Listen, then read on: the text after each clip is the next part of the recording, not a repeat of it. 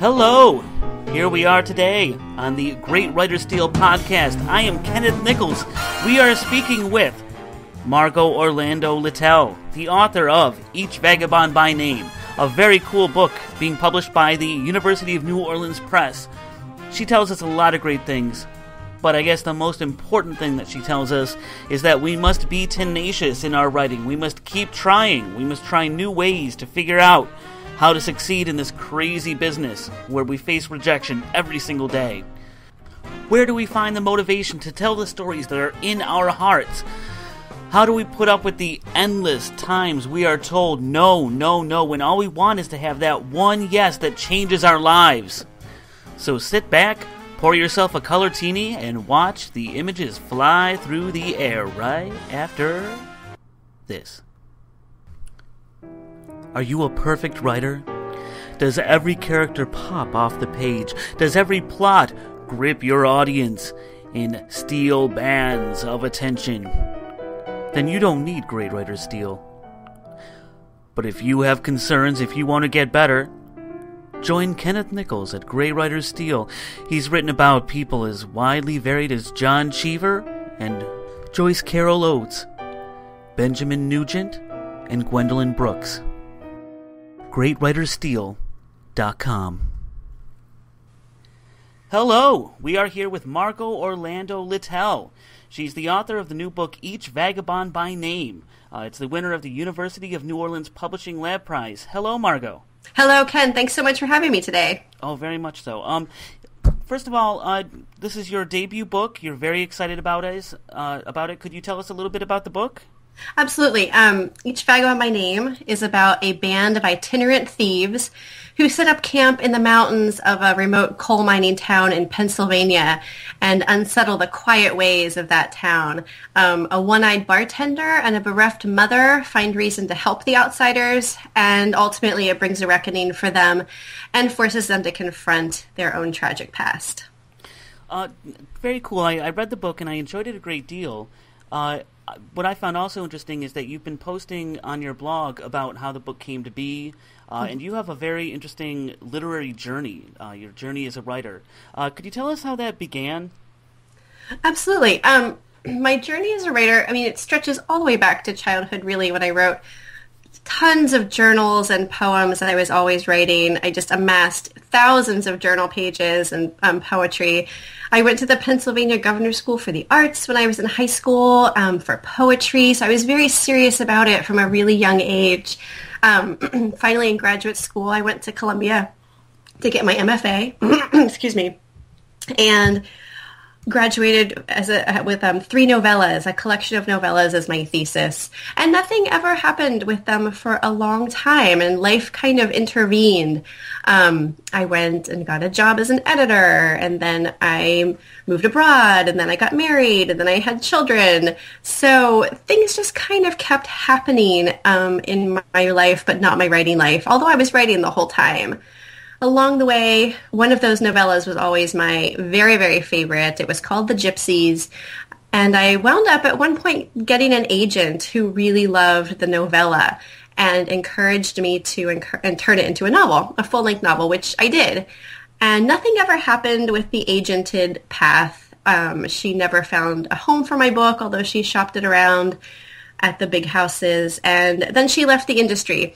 And what I learned along the way is that once your book has been shopped, even if it hasn't found a home and you lose your agent, no other agent wants to take that book on.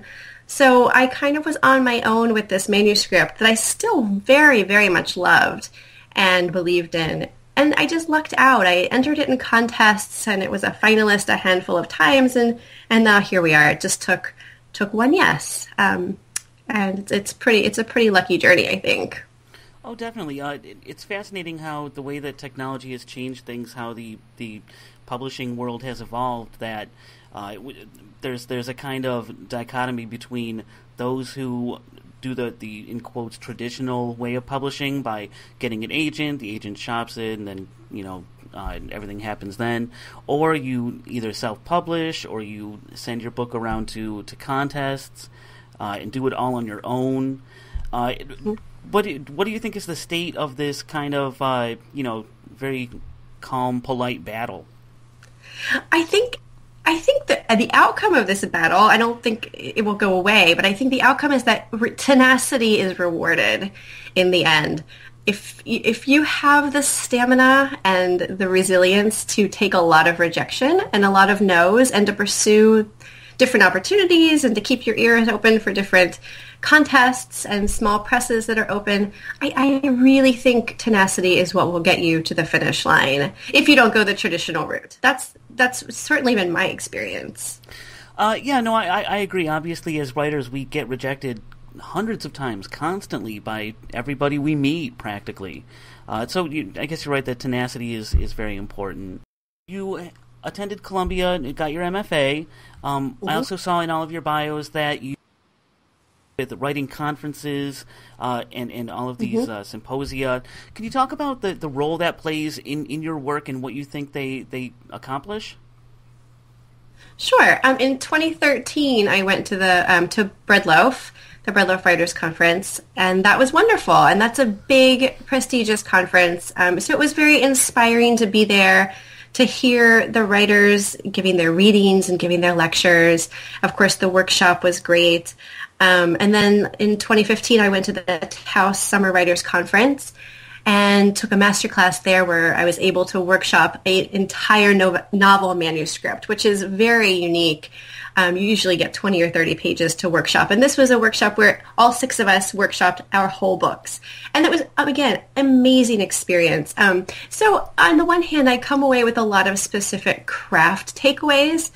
Always helpful. It's always wonderful to hear established writers' readings and their thoughts. But what I really find valuable about these conferences is you have this little sliver of time out of your life, out of your normal life, where you're surrounded by people who are doing the exact same thing that you're doing and struggling in the same way and sort of facing the same disappointments and challenges and hopes. And that is really nice to know, that there are people who have that same dream that you do of publishing a book. And in ordinary life, I don't come across a lot of people who are hoping to publish a book. And being surrounded by lots of people with that exact same goal is really nice, because you come home and you toil away and you just feel a lot less isolated. Even if you never see those people again, you just know that wherever they are, they're doing the same thing that you're doing. So I love that. I love that feeling, that community feeling. And I can't wait to go to another one. I'm not sure when, maybe next year, but I will definitely continue to pursue those experiences. Oh, definitely. That's one of the things that I've always tried to do, is try to build community around myself, because I have very few friends, but also to put myself around as many writers as possible and try to create new readers so we have people to sell books to. Right, right. Another thing, obviously, we've all been through workshops, or whether or not in an MFA. How do we put the workshop feedback into context? Because on one hand, you're working with people you really respect, who have, are brilliant writers, who really know what they're talking about. But on the other hand, to some extent, nobody knows anything. And you pick up published books and you say, oh, I would have tightened that part, or I didn't like that. And how do we put these workshop feedback responses into a kind of perspective? I think for me, I've always looked at the macro level. If everyone is saying the same thing, I really take that seriously. If everyone is saying, this is too slow, this plot isn't working, this element seems like it's part of a different book, those are things I listen to. I don't give them 100% credibility, but it's something that I will really think about when I turn to the book and begin my revision process. I think specifics are always really helpful to me in a workshop, taking away, specific pieces of advice. The brainstorming that happens in a workshop is often really helpful, because these are people who've read your work, have invested in it for this, amount of time, and just see what ideas they come up with your pages in front of them. I think going into a workshop thinking they are going to help you, or they themselves will help you, will make this into a perfect manuscript, it's never going to happen. You have to pick and choose what you listen to. For me, I like going to workshops, but at the end of the day, the revisions that I do are really my own they come from myself. They're spurred by comments that I hear and overall comments that everyone seems to be making, but I don't know. I think it's a good jumping off point, but you have to trust your gut. And certainly having distance from the work is key. And then you can sort of think about everyone's comments and decide what resonates and what doesn't. Oh, well, definitely. So let's talk about that in the context of Each Vagabond by Name. You had the novella for a while. When did you begin turning it into the book that we know today? 2011, I began turning it into a full-length novel. And that involved adding about 200 pages. It was about 100 pages as a novella, so I added about 200 pages. That's interesting. Do you have a set of beta readers or other people like that, or was it exclusively at conferences? The funny thing about this book is that this book has never been workshopped in a novel form. The novella was workshopped in a very early form at Columbia. After I graduated, or after I finished my coursework, I did a massive revision. At that point, added in the outsiders, who form such an important part of the novel. But the full-length novel was never workshopped by a group. Now, the agent that I was working with at that time, she read it several times, of course, and gave her feedback. My husband is an excellent beta reader. He has been. He also in the publishing world, worked for about a decade as an editor, so he has a great eye, and I always trust his judgment. Other than that, it was just sort of me and the book, which probably makes this book unique in my life. You know, they have dating sites for every other small interest. Why not an editor-writer?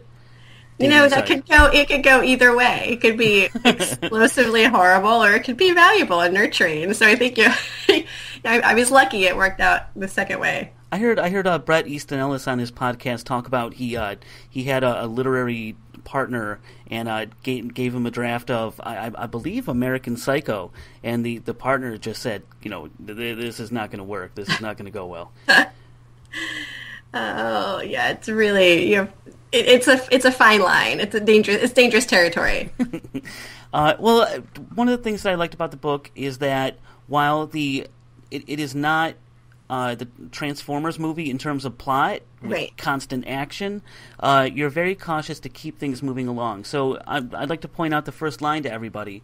The first line, we have the inciting incident right there, and you write, "It was an ordinary fall until the gypsies came." You know, boom, right away we know that this is a town, and then the gypsies arrive, and from there, nothing is the same, you know, the definition of the inciting incident. But the structure itself is really interesting in that each chapter is preceded by an italicized description of one of the crimes committed by the wandering people. When did that structure come to be, and how do you feel that it affects the way the reader understands the novel and the plot? I think it's really key to the understanding of the plot, because the evolution of the townspeople from fearful, vigilant, angry locals to acceptance, basically. It depends on them getting to know these outsiders. They don't get to know very many of them. At the end of the day, they only really get to know the one who remains in town. But giving them some personality, and B, some reason for readers to feel compassionate toward them was key for me. And it was key to the book. I added the gypsies in at the very end of my revision stage of the novella. And that opening line, "It was an ordinary fall until the gypsies came," is the first line I wrote with the idea in mind that outsiders were going to come to this town. And that really cracked open the plot for me. It changed a lot of things, but it gave it some shape. And the outsiders were such an important part of the story. They weren't just these distant figures that people talked about anymore. They were really part of the story, and they weave themselves into the town.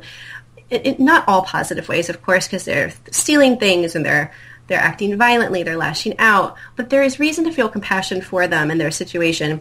And those vignettes, which is what I call those little openers, those were how I wanted to get the idea across, that these are human beings, these are people, they're young, and they're scared, and they're searching. And that was a way to do it without having a lot of expository plot or introducing a lot of characters who were tangential to the real story. It was just a way of giving a little window into the outsider's life. Oh, definitely, and I like the way that you handled a lot of the exposition, and it's interesting to hear that the original conception of the book didn't have the outsiders, because everybody in the book, the townspeople from Shelk in the book, Ramsey, Stella, the Kurtzes, they're all very static. They've been living this way for a long time. Not much new is happening to them, and they're kind of stuck in a rut. And it takes these outsiders to kind of move them into action. Mm-hmm. Right, exactly. Exactly. They had to have something to react against in order to move forward. Otherwise, they were just sort of, facing small challenges in their life, but nothing that warranted 250 pages. Only when they had these outsiders to sort of fear and rally against or rally toward and embrace did the story really but it became a story. Well, this may be an odd compliment to your mind, but I kept thinking about the Twilight Zone episode, The Monsters Are Due on Maple Street, the one where the aliens are turning the electricity on and off, and obviously all the townspeople turn on each other because that's what humans do when they're scared.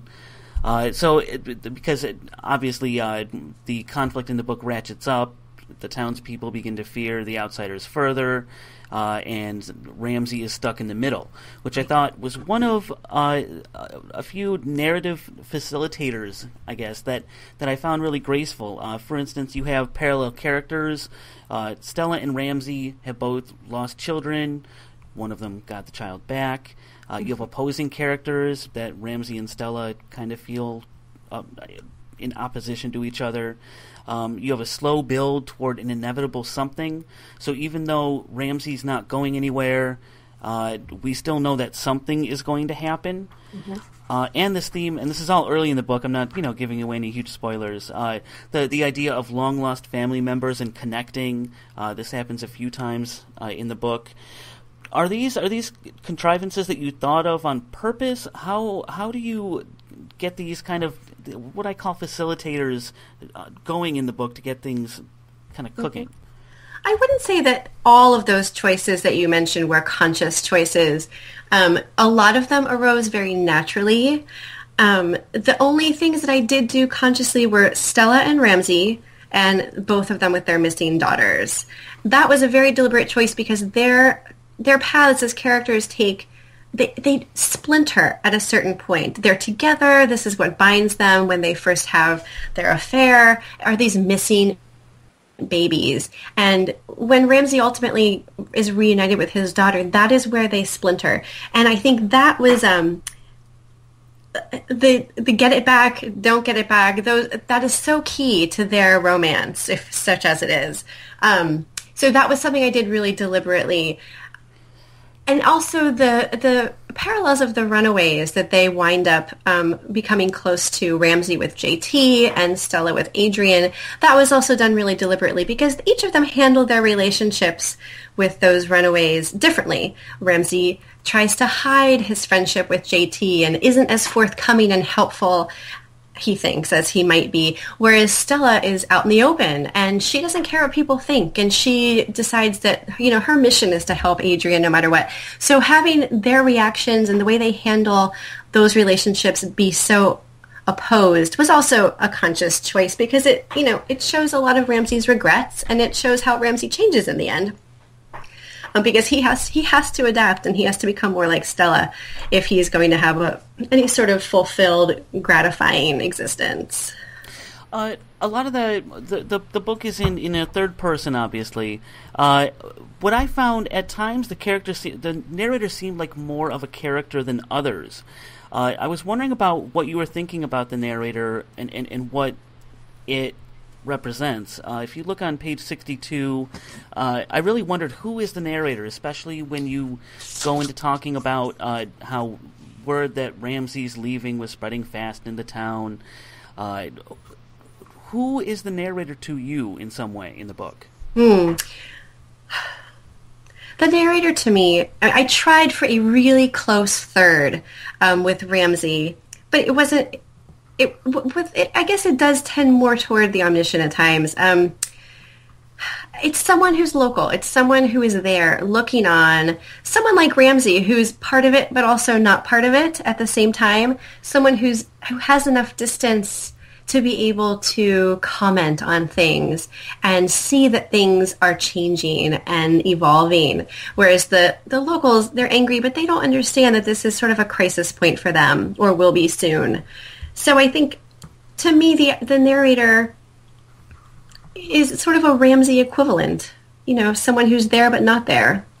I like that idea. I kind of felt, in some way, it might be the metaphorical soul of the town in some way. Mm-hmm. Part on the town as it's changed, sure, yeah. Perhaps because you describe it all really well. It's a soulful town that is changing because of economics and the demographic shifts in the town. The narrator pontificated about love and why Ramsey's daughter loved him so much in spite of the distance between them, which I won't go into too much because we don't want too many spoilers. But very cool. Yeah.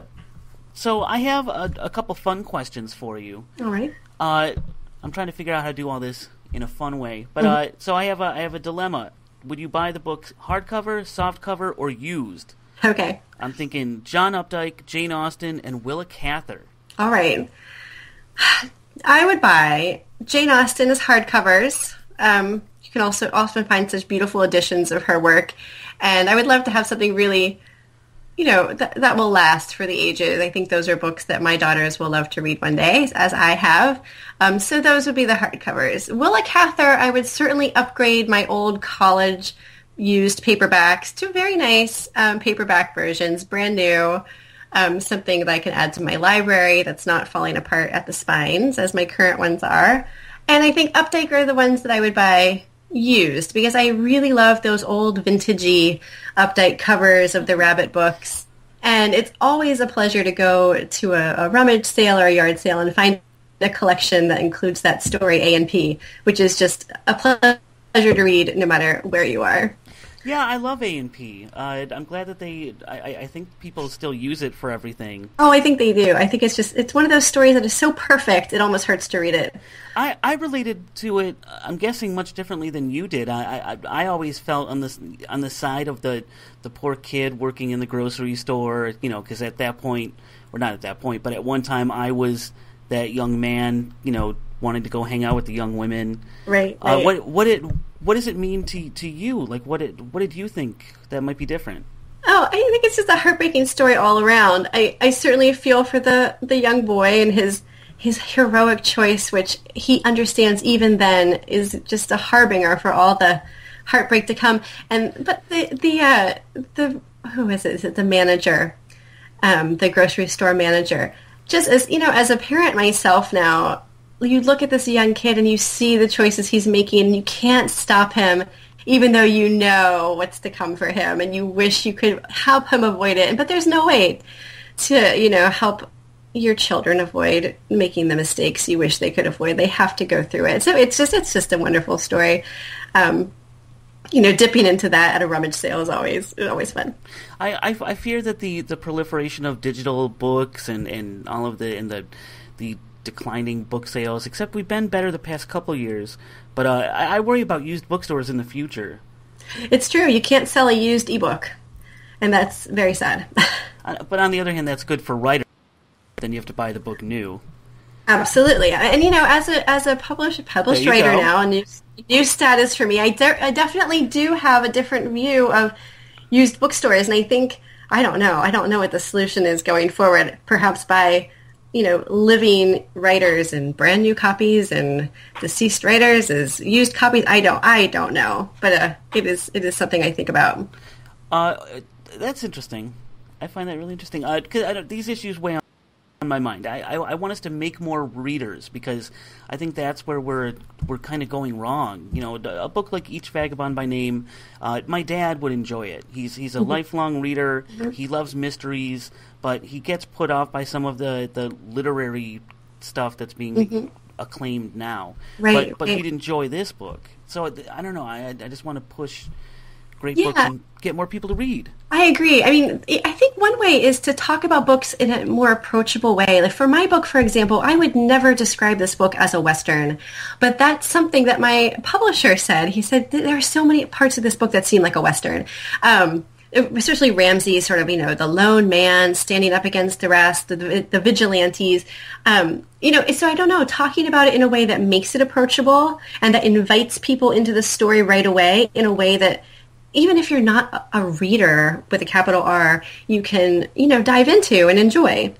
Yeah, and not feel like you're missing something or that there's some, it's operating on some level that you're not privy to. I don't think that's fair for anybody. I find that really interesting because, it's not literally a Western, but he is indeed the man against everybody else in town. It's a dusty town. Right.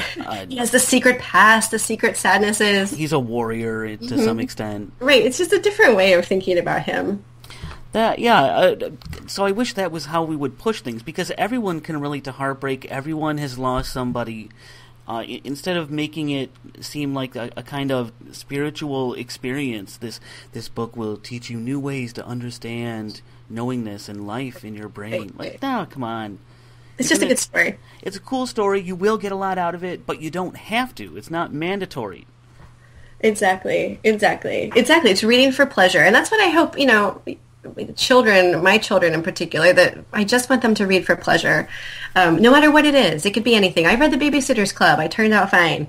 Definitely. It has to be fun.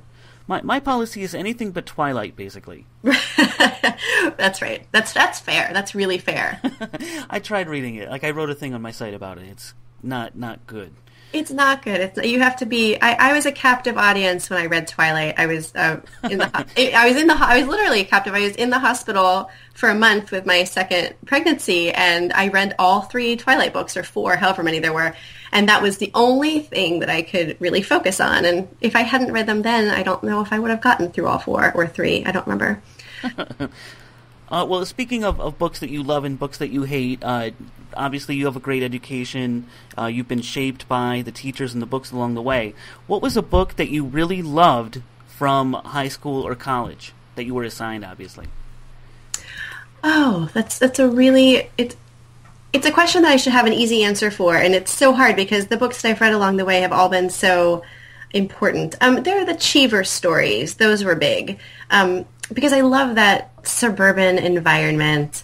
I love what he does with family relationships and family dysfunction. I love all of that. Of course, Hemingway was key when I was very young in college, learning about the iceberg principle and all of that wonderful craft. Currently, I really love Elizabeth Strout.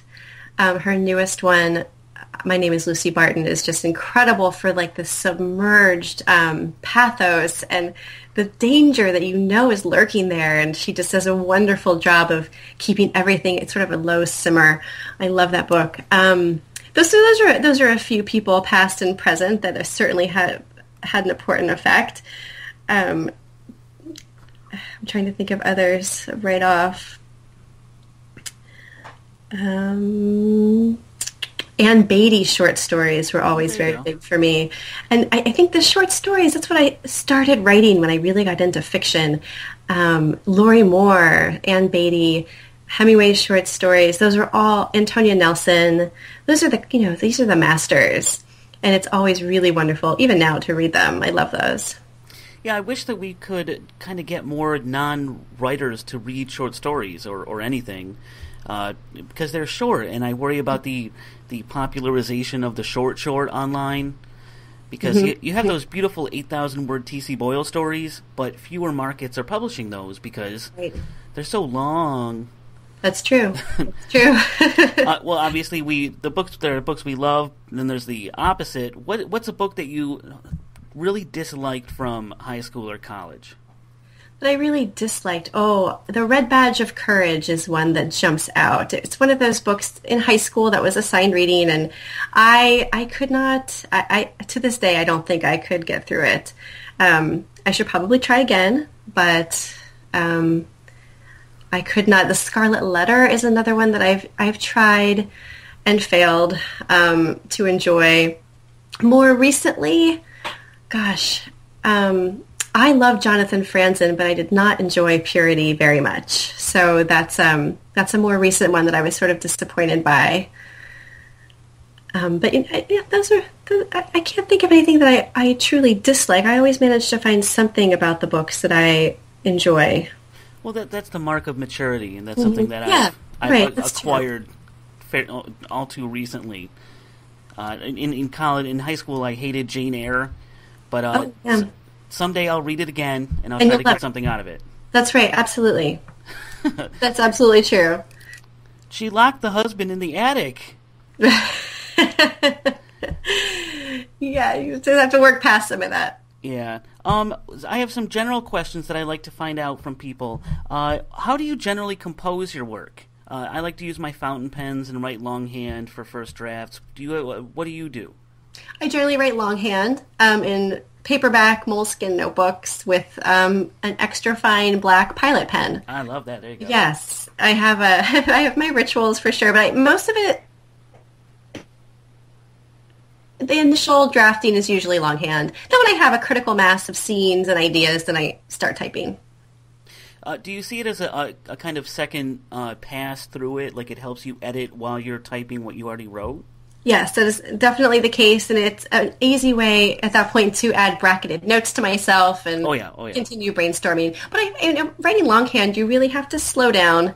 I type really, really fast, and I think sometimes it's too fast. I don't have time to sort of savor where the scene is going. It just blasts out onto the page. And I think there's a thoughtfulness to the scenes that I write longhand. That's, it might arise in the typed scenes eventually, but it's there from the get-go when I write out things with pen and paper. And I don't know, what is your current submission procedure? What do you? I don't know if you're writing a lot of short stories or poetry. What's your typical procedure for that? I have not written short stories or poetry for far too long. That's something that I should get back into, the short stories, especially now trying to, build recognition and an audience for my writing. Short stories would be a great way of doing it. I'm working on another novel right now. At some point that will be ready to launch into the querying phase. That's the part that is hard, is facing all the querying again, because a lot of it is just a shot in the dark. Well, I went through all that. I sent out way more than I want to admit with the queries to the agents. My goodness. Oh, it's so frustrating. It's frustrating, and it's time-consuming. You really have to set aside the time to do it. You have to be willing to take away from the writing time to do that aspect of it. Well, that kind of tells us what you're working on right now. Is that toward the beginning of the process, your new novel? I actually have two. So one is finished. I'm beginning to query around for this one. It's called October Far From Home. It's about a wayward single mother who abandons her 5-year-old daughter and moves to Barcelona, and the effects of her abandonment on 3 generations when she is finally discovered there.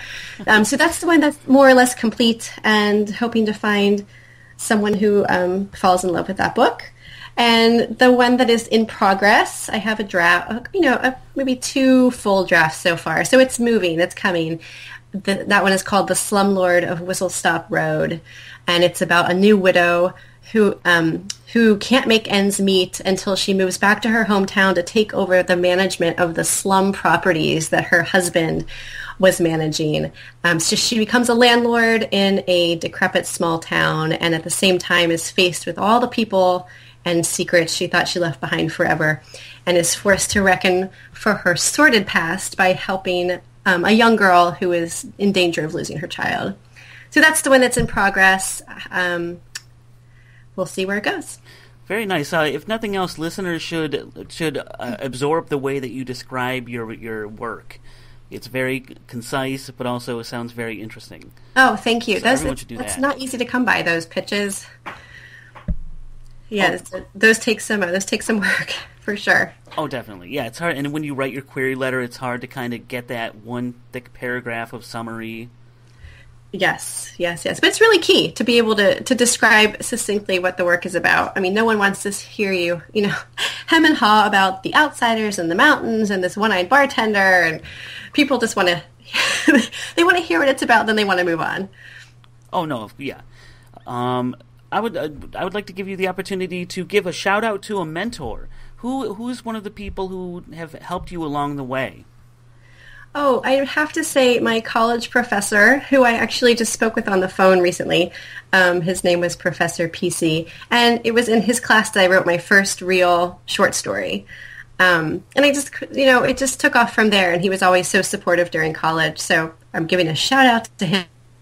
Because he was definitely instrumental in building my confidence, and even now I feel his support. How did you turn from the dark side of poetry to the light of reading fiction? Oh, it's a lucky switch, I think. I'm not sure. I think it was in that class because when I first started my freshman year of college, I was still really writing a lot of poetry, and just started off with one-page short stories. That was kind of like the gateway drug, and it just went on from there. But my stories were very, very short for a long time. Even in graduate school, my first workshop, I think the longest story I workshopped was 10 pages. It took me a while to think longer. Oh, very cool. I would like to thank you very much for being on the show with me. I want everybody to go out and get Each Vagabond by Name. It's from the University of New Orleans Press. It comes out in June. Do you have anything else you'd like to share with us? That's all. Thank you so much for speaking with me today. It was great. All right, well, thank you. Wasn't that inspiring talk? Margo Orlando Littell is a great literary voice, and I hope she's around for a very long time. Hit me back on social media. We got the Twitter, the Facebook, all that stuff. What are some ways you've tried to get attention for your writing? What are you going to borrow, or in our case, steal from what Margo Orlando Littell does? Remember, great writers steal. Shakespeare did it. So should you.